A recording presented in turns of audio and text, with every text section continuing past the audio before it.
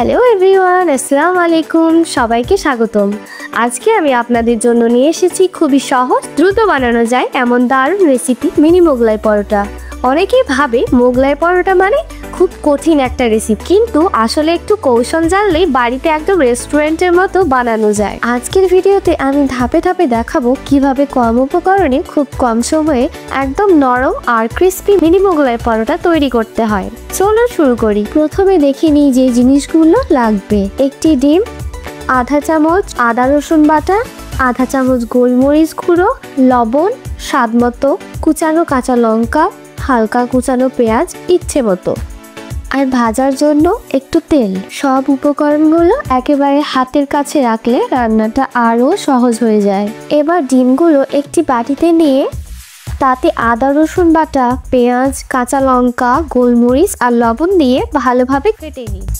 ফিলিংটা যেন একটু ঘন আর মসৃণ হয়, তাহলে পরোটার ভেতরে খুব ভালোভাবে সেট হবে। এই মিশ্রণটায় আমাদের মোগলাই পরোটার আরো স্বাদ তৈরি করবে। এবার পরোটার লেচিটা নিয়ে হালকা বেলে নিন, মাঝখানে একটু জায়গা রেখে ডিমের ফিলিংটি দিন। এখন চারপাশের প্রান্তগুলো ভাঁজ করে উপরে এনে একটি সুন্দর ছোট বক্সের মতো করে সিল করে নিন। মনে রাখবেন ভাজার সময় যেন ফেটে না যায়, তাই চারিদিক ভালোভাবে চেপে বন্ধ করে নিতে হবে। ছোট সাইজে বানালে দেখতে যেমন সুন্দর লাগে, খেতেও ততটা মজাদার হয়। এবার চুলায় তাওয়া বা ফ্রাই প্যান বসিয়ে এতে একটু তেল দিন। আপনারা সর্ষের তেল ব্যবহার করতে পারেন, কিন্তু আমি এখানে সাদা তেল ব্যবহার করেছি।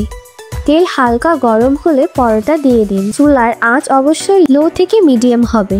ধীরে ধীরে দুই পিঠ সোনালি করে ভেজে নিন, দেখবেন ধীরে ধীরে ফুলে উঠছে। এক পিঠ সেট হয়ে গেলে উল্টে দিন। সবগুলো পরোটা ভাজা হয়ে গেলে, ভালোভাবে ভাজা হলে বাইরের দিকটা হবে ক্রিস্পি আর ভিতরের অংশটা থাকবে নরম এবং জুসি। গরম গরম পরিবেশন করুন। চাইলেও ছোটদের টিফিনে দিতে পারেন বা বিকেলের নাস্তা হিসেবে পরিবেশন করতে পারেন। টমেটো সস, কাঁচা লঙ্কা সস বা স্যালাদের সঙ্গে একদম অসাধারণ লাগে। সহজ, তাড়াতাড়ি আর পুরো পরিবারের জন্য পারফেক্ট। এই ছিল আজকের মিনি মোগলাই পরোটা রেসিপি। ভিডিওটি ভালো লাগলে লাইক, শেয়ার, সাবস্ক্রাইব করতে ভুলবেন না।